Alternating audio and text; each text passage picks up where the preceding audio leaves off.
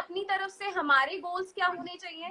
सबसे पहली चीज, हमें सबसे कम टाइम में डिलीवरी करवानी है, that is second stage of labour हमें कम करना है, right?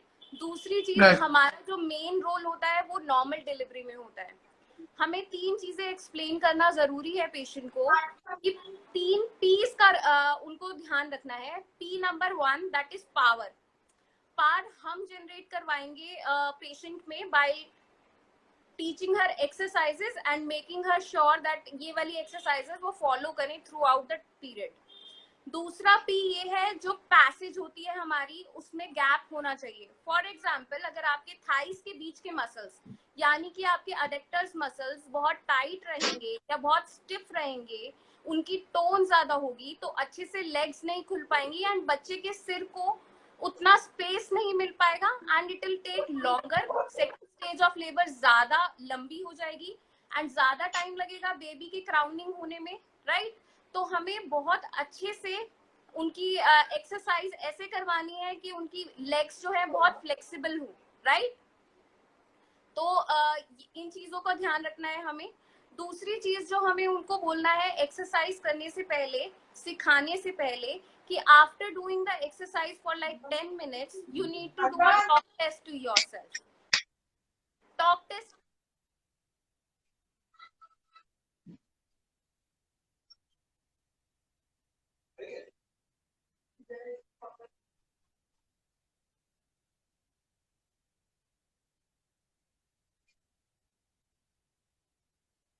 I guess there is a network issue with Dr. Hema.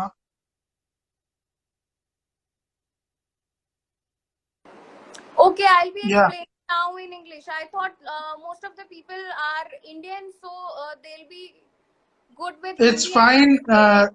It is fine in whatever language you are familiar with. You can go with that. Okay, so let me No just issues. tell. I was telling you how you need to explain the patient, how you need to tell the patient what all exercises she is doing. After 10 minutes, you need to follow the talk test. She needs to talk to herself after 10 minutes to check the pace. If she is hyperventilating, you mean if she is getting less amount of oxygen, then that means that she's on the wrong pace. She needs to slow down a little. Okay, so she's going too fast. That's how she can do the talk test. Next thing जो आपको third trimester में best exercises बतानी है, देखो exercises हम बहुत सारी बता सकते हैं। हमें पोस्चर एक्सरसाइजेस बतानी है, अपर लिम्ब की स्ट्रेंथनिंग बतानी है, क्योंकि एज जब बेबी आ जाएगा तो ऑल द टाइम बेबी को कैरी करना रहेगा एंड अपर लिम्ब में बहुत अच्छी स्ट्रेंथ होनी चाहिए। तो आपको अपर लिम्ब की स्ट्रेंथनिंग एक्सरसाइजेस एक्सप्लेन करना बहुत जरूरी है, राइट? पोस्चर करेक्शन बहुत जरूरी है, क्योंकि जब बेबी बम आ जाएगा तो ऑब्वियसली आपका काय फोकस बढ़ जाएगा एंड आपके नेक इश्यूज, सर्वाइकल आने लग जाएंगे। तो आपको hand in hand posture correction भी बताना है। लेकिन थर्ड ट्राइमेस्टर की स्पेसिफिक एक्सरसाइजेस कौन सी होती हैं? जैसे कि सबसे पहले जो आप कीगल्स। कीगल्स बहुत इंपॉर्टेंट है गाइस, आप इसको अवॉइड नहीं कर सकते। Even before the delivery and after the delivery, हम आफ्टर द डिलीवरी 11 से 12 घंटे के बाद कीगल्स करवाना शुरू कर देते हैं। कीगल्स कराने के 2 रूल्स होते हैं जो आपको फॉलो करने हैं और पेशेंट को समझाना है। सबसे पहला रूल होना चाहिए एम्प्टी ब्लैडर। कीगल्स हमेशा एम्प्टी ब्लैडर में करनी है। दैट मीन्स पेशाब की थैली खाली होनी चाहिए। There shouldn't be any urine in the bladder, right? जब भी आप वॉशरूम से होके आए हैं उसके बाद ये एक्सरसाइज करनी है। दूसरी चीज, आपको लिथोटमी पोजीशन में ये एक्सरसाइज करनी है। लिथोटमी का मतलब है कि आपको एल सेटिंग करनी है, लेग्स ओपन करने हैं एंड नी बेंड करना है, उसके बाद कीगल्स करनी है। तीसरी चीज, अगर आपको ऐसा लगता है कि कीगल्स करते वक्त आपका जो एब्डोमेन है वो कॉन्ट्रैक्ट कर रहा है या आपके पेट की मसल्स कॉन्ट्रैक्शन में जा रही हैं या मूव हो रही हैं, that means you are on a wrong pace. आपको गलत मसल्स कॉन्ट्रैक्ट करने की आदत हो गई है। आपको राइट मसल्स सेलेक्ट करने हैं, जैसे कि जो आपकी विजाइनल मसल्स हैं सिर्फ उन्हीं को कॉन्ट्रैक्ट करना है। एंड यूजुअली हम जब स्टार्ट करवाते हैं ये एक्सरसाइज तो हम हमेशा डोजेज देते हैं इसकी कॉन्ट्रैक्शन की। 3 सेकेंड कॉन्ट्रैक्ट करेंगी, वो भी स्लोली, जैसे 1 2 एंड 3। 3 पे हार्डेस्ट कॉन्ट्रैक्शन होगी, और छोड़ते वक्त भी 3, 2 एंड 1 रिलैक्स, राइट। इस पैटर्न में हम उनको स्टार्टिंग में 10 to 20 repetition in one go करवाते हैं और उनको बोलते हैं ट्वाइस अ डे करने के लिए। इससे क्या क्या हेल्प हो सकती है? एक तो यूरिन लीक नहीं होगा, क्योंकि हंसते वक्त खांसते वक्त प्रेग्नेंट लेडीज के साथ ये प्रॉब्लम बहुत होती है कि यूरिन लीक होने लगता है। उसका मतलब ये है यानी उनके पेल्विक मसल्स बहुत वीक होने लगते हैं, तो उसकी स्ट्रेंथनिंग के लिए। दूसरी चीज, लेटर ऑन आफ्टर डिलीवरी जो यूट्रिन की सैगिंग होने लगती है वो नहीं होगी, हर्निया नहीं होगा, जिसकी वजह से लोगों को कई बार हिस्टेक्टमी करानी पड़ती है एंड बहुत सारे इश्यूज हो जाते हैं। तो आपको वो चीजें नहीं होंगी, तो आपको कीगल्स कंटिन्यू रखनी है आफ्टर द डिलीवरी ऑल्सो। दूसरी एक्सरसाइज, एक मिथ है, सब लोग बोलते हैं कि लास्ट के डेज में आपको पोछा जरूर लगाना चाहिए। I would suggest that is completely a myth, क्योंकि पोछा लगाने से there are so many anatomical issues that happens to your baby, there are so many injuries that happens to your baby। तो आपको उसका ऑल्टरनेटिव फॉलो करना है, that जो कि जैसे डक वॉकिंग करनी है, राइट। डक वॉकिंग कर सकते हैं आप, या फिर आप स्क्वाट्स कर सकते हैं, डीप स्क्वाट्स कर सकते हैं, लेकिन आपको पोछा नहीं लगाना है। जो मदर इन लॉज वगैरह सब सजेस्ट करते हैं, आसपास वाले सब सजेस्ट करते हैं, वो आप बिल्कुल बंद करवा दीजिए। नेक्स्ट चीज हम बात करते हैं, क्योंकि मदर का जो लंग है वो कॉम्प्रोमाइज रहता है गाइस। कॉम्प्रोमाइज इसलिए रहता है क्योंकि जब बेबी बम हो जाता है तो आपके लंग्स को ऊपर की तरफ पुश करता है बेबी बम, राइट। तो हमारे lungs are involving into the breathing patterns, right. तो आपको क्या करना है, मैक्सिमम एल्वोलाइज ओपन रखने हैं। मैक्सिमम एल्वोलाइज ओपन रखने के लिए आप ब्रीथिंग एक्सरसाइजेस सिखानी है उनको, जो उनको डेली करनी है। पूरे 3 महीने लास्ट ट्राइमेस्टर में उनको डेली करनी है, ठीक है। और ब्रीदिंग कौन सी एक्सरसाइजेस हो सकती है? नॉर्मल डीप ब्रीदिंग आप सिखा सकते हैं। दूसरी चीज, सेगमेंटल ब्रीदिंग आप सिखा सकते हैं। डायफ्रामेटिक ब्रीदिंग आप सिखा सकते हैं। इन तीनों को आप मिक्स एंड मैच करके उनको बोलिए कि आप ये एक्सरसाइजेस कीजिए, right. Next thing which I'm going to talk about is the Lamaze technique. See guys, this is very important. 1950s की टेक्निक है ये, लेकिन अभी इंडिया में इतनी प्रैक्टिस नहीं होती, but I can guarantee I've seen so many patients, I've seen so many people जो लमाज टेक्निक को अच्छे से फॉलो करते हैं और उनका सेकेंड स्टेज ऑफ लेबर कहीं आवर्स कम हो जाता है। अगर किसी की डिलीवरी होनी है 10 घंटे में, तो वो 4 घंटे में डिलीवरी हो जाती है। सेकेंड स्टेज ऑफ लेबर बहुत स्मूथ हो जाता है विद लमाज, राइट। तो लमाज टेक्निक में आपको बेसिकली कुछ नहीं, बहुत हाई फाई चीज नहीं है, लेकिन प्रैक्टिस में डालना जरूरी है। प्रैक्टिस में ये डालना है कि अगर आप एक सेशन लेंगे और सोचेंगे कि आप लेबर रूम में परफॉर्म करवा देंगे लमाज, तो नहीं हो पाएगा। उनको कम से कम डेली प्रैक्टिस करना चाहिए। एंड लमाज सेशंस हमेशा आप हस्बैंड के साथ दीजिए। कभी भी आप अकेले फीमेल का सेशन मत लीजिए, या तो कोई और family member, if husband is not available fine, but there should be another female entity with you, so that बाद में अगर भूल जाए तो कोई याद दिलाने के लिए हो, क्योंकि थोड़ी सी टिपिकल चीजें हैं जो फॉलो करनी है। अब ऐसे समझाना है कि आपकी जो कंट्रैक्शन होती है वो पैराबोला में होती है, राइट। सबसे पहले बहुत कम कंट्रैक्शन होती है, फिर थोड़ी ज्यादा होती है, फिर बहुत ज्यादा होती है, एंड फिर धीरे धीरे स्लो डाउन होने लगती है, राइट। तो आपको क्या करना है, उसको पेशेंट को ये समझाना है कि आपको जो ब्रीथ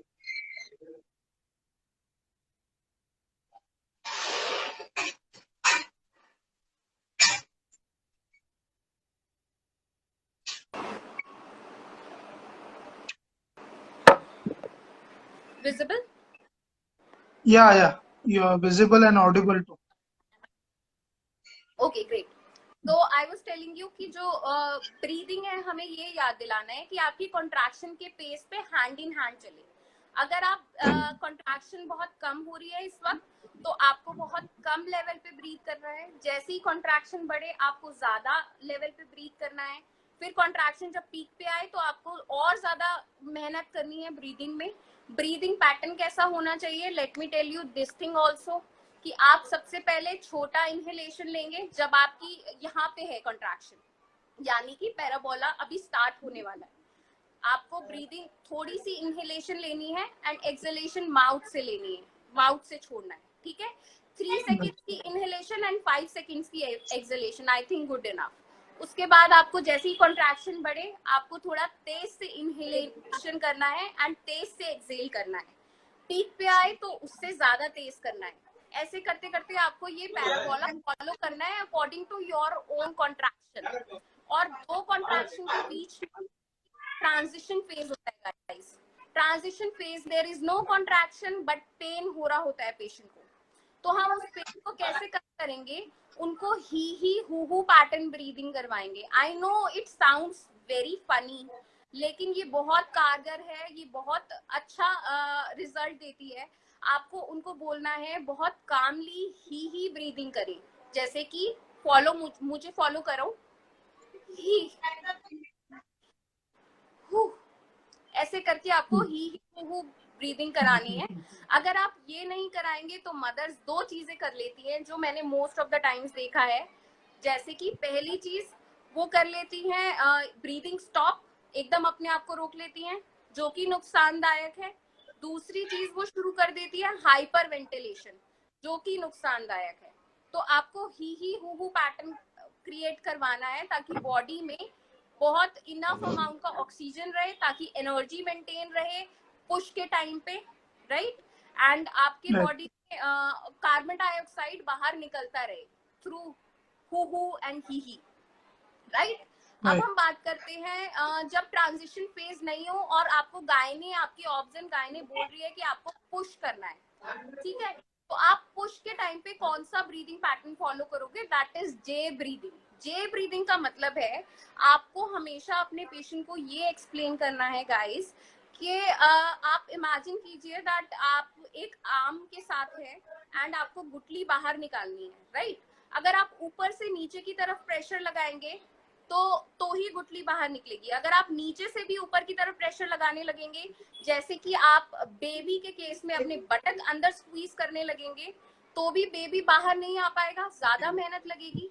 तो आपको क्या करना है? अपने बटन को रिलीज करना है एंड अपने अपर एब्स को कॉन्ट्रैक्ट करना है एंड अपने लोअर एब्स को रिलीज करना है, ठीक है।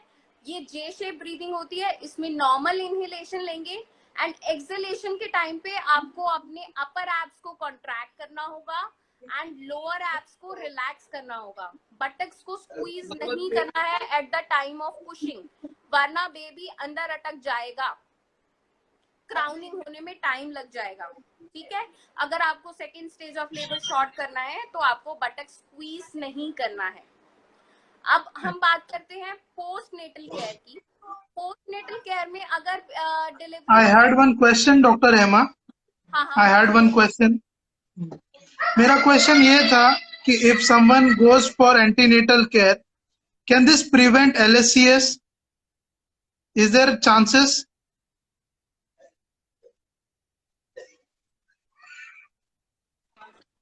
Hello, आप प्लीज दोबारा रिपीट कीजिए question. can you hear me now? Yes, yes.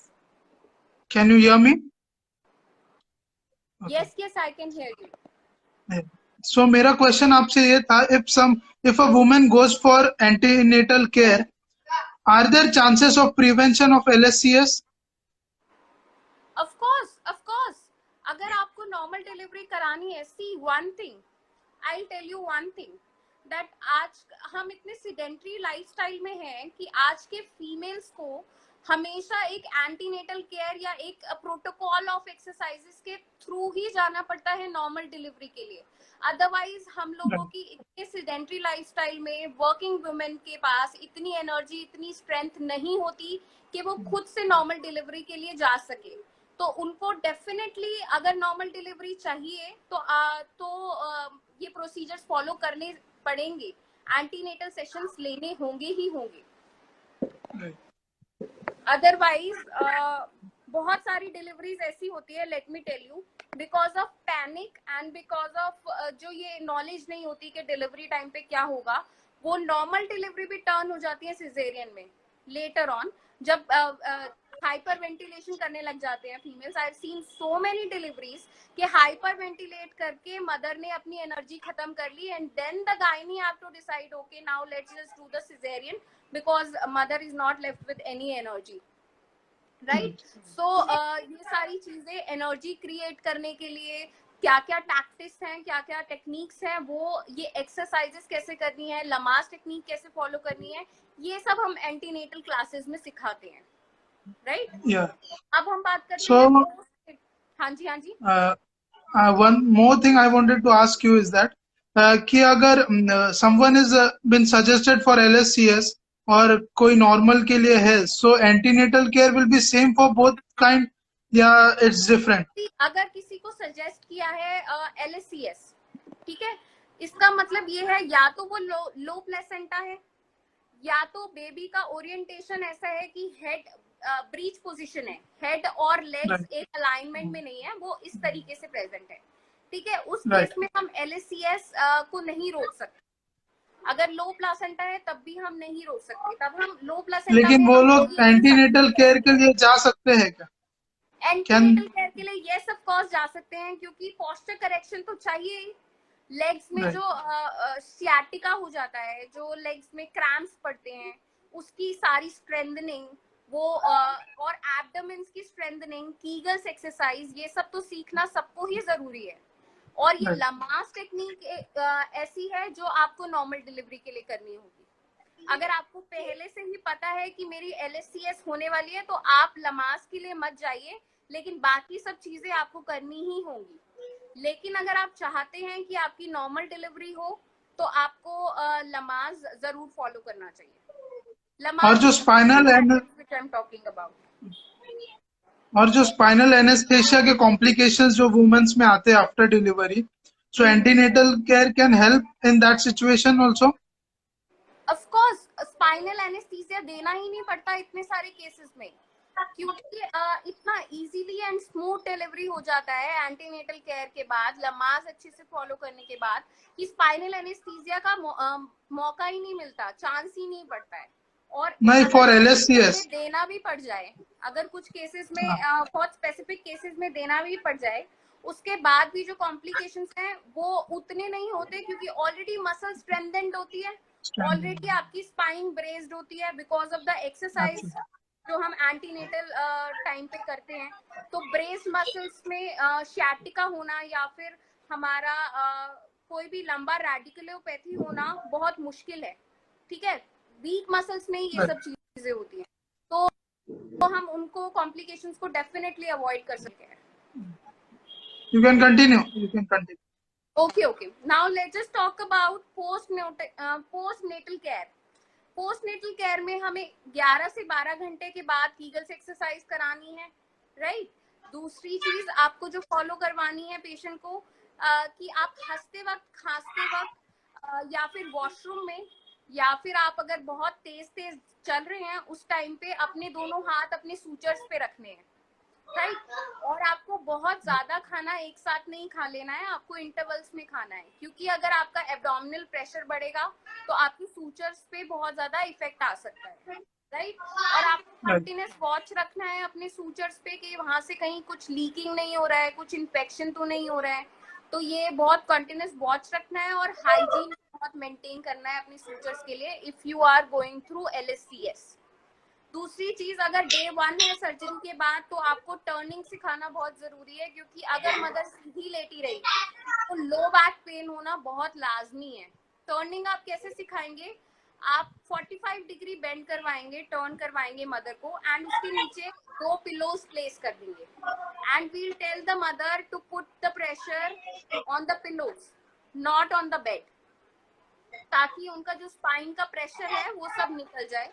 And उनको हर 2 घंटे में पोजीशन चेंज करने के लिए हम सिखाएंगे, राइट। एंड टॉयलेट केयर में उनको ये बोलना है कि आप जब सीट पे बैठेंगे, टॉयलेट सीट पे बैठेंगे, तो बहुत झटके से नहीं बैठना है और हमेशा अपने सूचर्स पे हाथ रख के बैठना है, और जब आप उठेंगे तो भी यही करना है।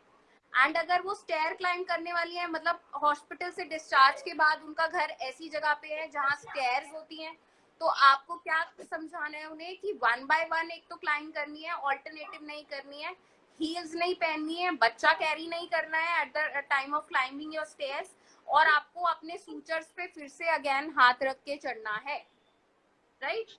और आपको टमी टक्स उनको सिखाने हैं, कि हर मदर का यही फंडा है कि वापस से हम शेप में कब आ जाएंगे, वापस से हम अपना टोन कब मेंटेन करने लगेंगे एब्डोमिनल में। तो तब आप उनको क्रंचेस वगैरह नहीं सिखा सकते, क्योंकि आपकी सर्जरी भी हुई है। तो अब हम उन्हें टोन मेंटेन करने के लिए टमी टक्स सिखाते हैं।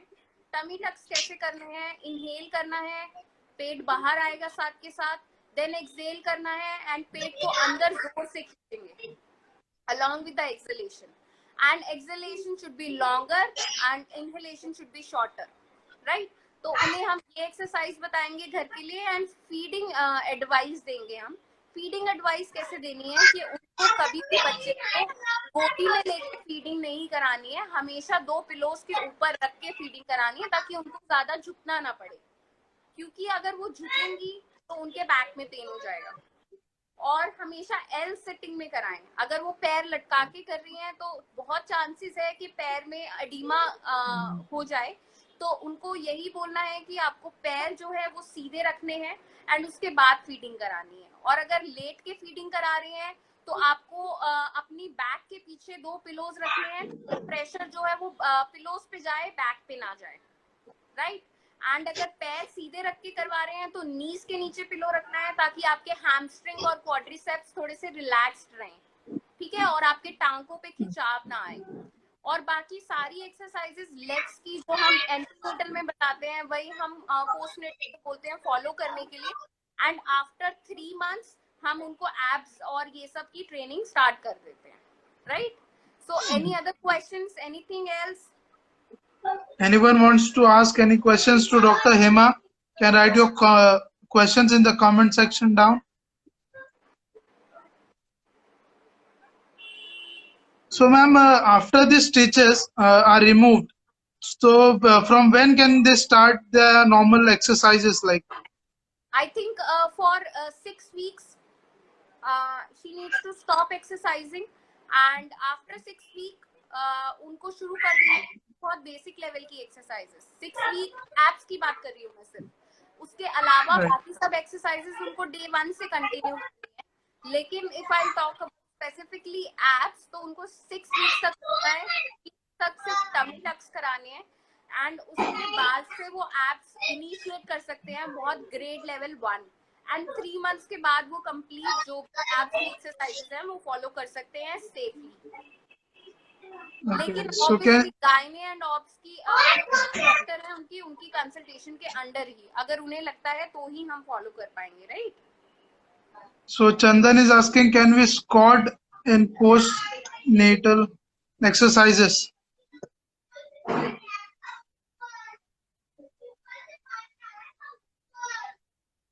Question, can you just repeat? Can you hear me? Yes, sure.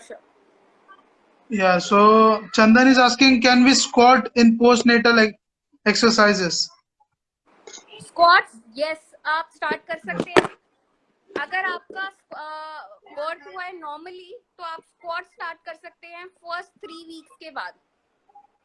लेकिन आपका अगर बर्थ हुआ है LSCS के थ्रू तो आप 6 weeks के बाद स्टार्ट कीजिए, वो भी बहुत मिनी स्क्वाट स्टार्ट करेंगे, डीप पे नहीं जाएंगे हम, और बॉल सपोर्ट के साथ मिनी स्क्वाट स्टार्ट कर सकते हैं 6 weeks के बाद। Okay. So, ma'am, there is a question about Kegel exercise. Can you explain in short about the Kegel exercise? See guys, अगर 20 weeks से पहले करवा रहे हो आप कीगल एक्सरसाइज तो आप सीधा लिटा के करवा सकते हैं। लेकिन अगर आप 20 weeks के बाद कीगल्स करवा रहे हो तो आपको सीधा तो लेटना नहीं होता। आपको ये पता होगा कि जब भी प्रेग्नेंट लेडी 20 weeks क्रॉस कर देती है तो उन्हें सीधा नहीं लेटना होता है। तो आपको एल सिटिंग में कराना है, लेग्स को ओपन करना है और नी बेंड कराना है, यानी लिथोटमी पोजीशन में कराना है पेशेंट को। एंड पहली चीज, उनको वॉशरूम होकर के आना है, यानी एम्प्टी ब्लैडर होनी चाहिए, वो ब्लैडर में यूरिन बिल्कुल भी नहीं होना चाहिए। एंड अगर वो एब्स कॉन्ट्रैक्ट कर रहे हैं while doing the Kegels, that means वो गलत मसल कॉन्ट्रैक्ट कर रहे हैं और उन्हें एक्चुअली कीगल समझ ही नहीं आया है। अगर वो एब्स कॉन्ट्रैक्ट कर रहे हैं तो राइट, तो आपको फोकस करना है कि वो अपने वेजाइनल मसल्स, क्योंकि आप देख नहीं सकते हो उनको, सिर्फ समझा सकते हो कि सिर्फ वजाइनल स्पेसिफिक वही मसल कॉन्ट्रैक्ट करेंगे। एंड इनिशिएट हमें करवाना है स्लोली, धीरे से, पहले कम कंट्रैक्शन, फिर थोड़ी सी ज्यादा, सबसे ज्यादा, ऐसे करके कॉन्ट्रैक्ट कराना है in this motion. And relax भी हमें ऐसे ही करवाना है उनको, पहले थोड़ा सा छोड़ेंगे, फिर थोड़ा ज्यादा छोड़ेंगे, फिर पूरा कंप्लीट रिलैक्स करेंगे। डोजेज इसकी होनी चाहिए, अगर आप इनिशिएट कर रहे हो तो दिन में 2 बार कीजिए और 15 से 20 बार एक बार में कीजिए, एंड 3 सेकेंड्स को होल्ड रखिए initially. And same goes with the post natal, अगर आप 11 घंटे के बाद करा रहे हैं तो आप 10 बार करवाइए, और उनको होल्ड करने के लिए मत बोलिए, उनको बोलिए होल्ड करो एंड देन रिलैक्स। 3 सेकेंड्स नहीं होल्ड करना है, होल्ड करना है, रिलैक्स करना है, होल्ड करना है, रिलैक्स करना है, that's it. Okay, so ma'am, many of them are asking about the Lamaze technique. So can you explain? या श्योर। लमास टेक्निक एक्चुअली जो मैंने एक्सप्लेन किया कि eight the time of berthing, जैसे कि आप स्टेज 1 ऑफ लेबर में हैं, देन स्टेज 2 में जाएंगे, उसमें लमास टेक्निक बहुत कारगर होती है। आपको stage 2 actually being a physiotherapist छोटी करनी है। आपका रोल ये है कि जो बर्थिंग है बहुत ज्यादा घंटे ना हो जाए, बर्थिंग कम आवर्स की हो। अब वो कैसे होगी? लमास टेक्निक फॉलो करके। Lamaze technique at the time of delivering आप करवाएंगे, मैं बार बार रिपीट कर रही हूँ। कैसे करवाएंगे? आप ही हु ब्रीदिंग पैटर्न देंगे जब ट्रांजिशन फेज में होंगे। देखिए 2 पैराबोलाज हैं कॉन्ट्रैक्शन के। कॉन्ट्रैक्शन जब स्टार्ट होती है स्टेज 1 में, तब पुश नहीं करना होता, पुश हमेशा स्टेज 2 में करना होता है। वो आपकी गायनी आपको बता देगी कब पुश करना है, राइट। तो आप जब स्टेज 1 में हैं तो पैराबोला ऐसे जाएगा, राइट। तो कॉन्ट्रैक्शन बिल्कुल बिगिन हुई है, तो आपको छोटी ब्रीदिंग लेनी है, छोटी इनहेलेशन एंड छोटी एक्सहेलेशन। अगेन थोड़ी सी ऊपर, थोड़ी सी तेज हुई, देन छोटी इनहेलेशन और थोड़ी सी बड़ी एक्सहेलेशन। फिर उसके बाद पीक पे आई, थोड़ी सी बड़ी इनहेलेशन और थोड़ी सी बड़ी एक्सहेलेशन। फिर उससे कम और सबसे कम। ऐसे करके आपको अपनी कॉन्ट्रैक्शन को और ब्रीदिंग को बिल्कुल एक जैसे पेस में लाना है, ठीक है। तो और जब दूसरी कॉन्ट्रैक्शन आए, उसके बीच में जो फेज होता है that is transition phase. 2 contraction के बीच का फेज कितना भी वेरी कर सकता है। यूजुअली 90% ऑफ मदर्स में 1 मिनट का फेज होता है ये, लेकिन बहुत सारे मदर्स में ये 5 मिनट्स भी हो जाता है, ठीक है। तो आपको वो 5 मिनट्स हाइपर वेंटिलेट नहीं कराना है अपने पेशेंट को। अगर पेशेंट लेबर रूम में जाके हाइपर वेंटिलेट करेगा तो कभी नॉर्मल डिलीवरी नहीं होगी। आप इस चीज का ध्यान दीजिए। अगर वो ब्रीदिंग स्टॉप करेंगे तो नॉर्मल डिलीवरी नहीं हो पाएगी, क्योंकि इस टाइम पे हमें बहुत सारे ऑक्सीजन की जरूरत होती है। एंड अगर हम ऑक्सीजन ही कम कर देंगे अपनी बॉडी में, एनर्जी नहीं मिल पाएगी, तो हम पुश नहीं कर पाएंगे और डिलीवरी नहीं हो पाएगी। अगर सारी कंडीशंस भी नॉर्मल है तो भी अगर हम हाइपर वेंटिलेट करेंगे तो हमारी डिलीवरी टर्न हो सकती है सिजेरियन में, बहुत चांसेस होते हैं, बहुत केसेस मैंने देखे हैं। तो आपको काम फेज में आपको ही हु पैटर्न ब्रीदिंग करनी है। छोटा सा ही इनहेलेशन, छोटा सा who exhalation, he inhalation, who exhalation. जितना भी आपको टाइम मिले ट्रांजिशन फेज में, डिपेंडिंग अपॉन द पेशेंट, उसमें ही हु पैटर्न ब्रीदिंग कराइए। देन अगेन जब कॉन्ट्रैक्शन स्टार्ट हो, फॉलो द सेम प्रोसीजर जो आपने फर्स्ट कॉन्ट्रैक्शन में किया था। जैसे ही पीक पे पहुंचेगी तो आपको तेज ब्रीथ करना है, जैसे ही स्लो डाउन होगी तो आपको धीरे धीरे ब्रीथ करते हुए कम पेस पे आना है। देन अगेन ट्रांजिशन फेज आएगा, और ऐसे पैराबोलास बहुत सारे आएंगे जब तक आप सेकंड स्टेज में नहीं पहुंच जाते। आपको फर्स्ट स्टेज में पुश नहीं करना होता, ये चीज समझ लीजिए। अगर फीमेल्स को लगता है कि हमें पुश करना है तो उन्हें आपको समझाना है that this is not the right time. अगर वो गलत टाइम पे पुश करेंगे तो टियरिंग होने के चांसेस हैं और आपके मसल्स फटने के चांसेस हैं, राइट। तो आपको नॉर्मल ब्रीदिंग मेंटेन करना ट्रांजिशन फेज में बहुत जरूरी है, इसीलिए। वरना ट्रांजिशन फेज में there are so many women I have seen try to push because they feel कि कॉन्ट्रैक्शन खत्म हो गया है, अब मेरी बारी है एनर्जी लगाने की। लेकिन वो टाइम नहीं होता। सेकेंड स्टेज में जब पुश के लिए गायनी बोलेगी आपको, तो कैसे पुश करेंगे आप? जे ब्रीदिंग करेंगे। जे ब्रीदिंग का मतलब है कि आप अपने अपर एब्स कॉन्ट्रैक्ट करवाएंगे, lower abs and buttocks relax करवाएंगे। जैसे कि आर्म में से हमें गुटली नीचे पुश करनी है, बाहर निकालनी है, तो हम गुटली को नीचे से प्रेशर तो नहीं देते ऊपर की तरफ, नहीं देते, राइट? सिमिलरली आपको क्या करना है कि बटक्स को रिलैक्स करवाना है। सबसे बड़ी गलती जो फीमेल्स करती हैं, वो बटक कॉन्ट्रैक्ट कर लेती है अंदर इन ऑर्डर टू पुश। आप एक तरफ कॉन्ट्रैक्शन दे रहे हो, एक तरफ उसको पुश कर रहे हो बाहर की तरफ, तो ये दोनों चीजें बैलेंस नहीं हो पाती। तो आपको क्या करना है जे ब्रीदिंग में, जब आप इनहेल करेंगे तो मैक्सिमम इनहेलेशन करेंगे, जब आप एक्सहेल करेंगे तो contract with your upper abs and relax with your lower abs. ये आप खुद फॉलो कीजिए और प्रैक्टिस कीजिए बार बार, तभी आप पेशेंट को करवा पाएंगे। क्योंकि ये सुनने में बहुत आसान लग रहा है, अगर आप एक बार समझा देंगे और सोच लेंगे कि पेशेंट जाके लेबर रूम में ये परफॉर्म कर लेगा, तो ऐसा नहीं होता गाइस। बहुत सारे अच्छे दिमाग वाले लोग भी उस टाइम पे भूल जाते हैं हमें क्या करना है। तो आपको उन्हें डेली प्रैक्टिस करवाना होगा अलॉन्ग विद हर हस्बैंड। उनको भी ये एक्सरसाइज करवाइए, because they both are going to be parents, not just the female, right? तो आप इन्वॉल्व कीजिए उनके हस्बैंड को भी, देन ओनली थोड़ा इंटरेस्टिंग बन पाएगा and she will be able to follow in the labour room. Otherwise she won't do it, she will forget and she will keep on doing hyperventilation, जो सबकी आदत होती है लेकिन नहीं करना होता है, right? So ma'am, my question to you was, after a normal delivery, when should a woman start with her postnatal care? From day one, from very beginning, she can start with Kegels, she can start with static quads, static hands, she can start with breathing exercises, upper limb की strengthening, क्योंकि baby carry करना होता है, and back strengthening start कर सकती है। जो LSCS के पेशेंट में केसेस होते हैं कि उन्हें ये सब नहीं करना है, एब्स कॉन्ट्रैक्ट नहीं करनी है, ज्यादा नहीं चलना है, वो तब तक के लिए होता है जब तक उनके सूचर्स हील ना हो जाएं, राइट? तो लेकिन ये केस हमें नॉर्मल डिलीवरी के पेशेंट के साथ नहीं होता, क्योंकि उनके पास कोई सूचर्स नहीं होते, राइट? तो हम उन्हें नॉर्मल डिलीवरी के बाद काफी सारी एक्सरसाइजेस में एंगेज करना शुरू कर देते हैं फ्रॉम वेरी बिगिनिंग, क्योंकि जितनी जल्दी वो स्टार्ट करेंगे एक्सरसाइज, उतनी जल्दी वो टोन मेंटेन कर पाएंगे अपनी एब्स का।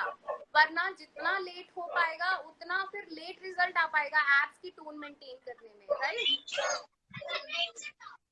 Right. So ma'am, can they start with the strengthening part with weight liftings and all after this? Strengthening part, upper limb की वेट डेफिनेटली कर सकते हैं, लेकिन मैं डायरेक्टली डे 1 से क्रंचेस करने को सजेस्ट नहीं करूंगी। जो लोग ओवर एंथुसियास्टिक होके नॉर्मल डिलीवरी के बाद, मैंने ऐसे बहुत केसेस देखे हैं जो क्रंचेस करने लगते हैं, लेग रेजेस करने लगते हैं in order to flatten their stomach, उनको वो चीज नहीं करनी चाहिए। क्योंकि लिथोटमी पोजीशन में जो एक कट लगता है एपिजियोटमी के टाइम पे, वो कट भी हील होना जरूरी है। उसमें 2-3 टांके लगते हैं, लेकिन वो 2-3 टांके भी हील होना जरूरी है, राइट? तो हम उस पर भी ज्यादा प्रेशर नहीं डालना चाहते। तो आई वुड सजेस्ट कि बहुत जल्दी आप बहुत ज्यादा स्टार्ट कर दें नॉर्मल डिलीवरी के बाद भी। आप बेसिक स्ट्रेंथनिंग कर सकते हैं, बट रेजिस्टेंस स्ट्रेंथनिंग आप एब्स की और लेग्स की अवॉइड करें, अपर लिम्ब की आप कभी भी स्टार्ट कर सकते हैं। So ma'am, many of them are demanding for practical session. So if in future you get time, we can have a webinar where people can join and they can see you performing some exercises for us. Sure, it will be good. I mean, great to hear that if they want to learn, because you can also follow me on my YouTube channel. It's Dr. Hema Malhotra PT, where I put many videos on day-to-day problems. So, and you can even suggest me what kind of video you want to see. And you can follow me on Instagram also, hema.malhotra. And I love to do a webinar sort of thing with you guys, and it will be great. Sure ma'am. So I just ask everyone to subscribe ma'am's YouTube channel, that is Dr. Hema Malhotra PT, and she is sharing good knowledge. She has just started a YouTube channel. Yes, I've just started. And ma'am, if you can share a video of Kegel exercises that we can share with people who are very interested in that.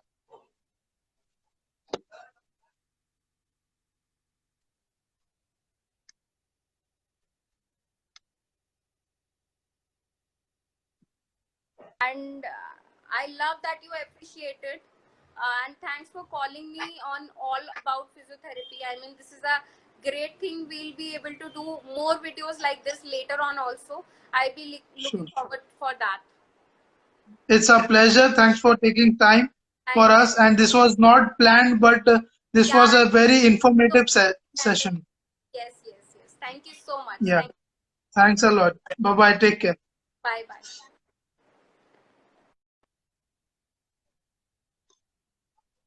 Hello, guys. I just hope it was a very informative session, even for me, because I've heard so much about antenatal and postnatal care.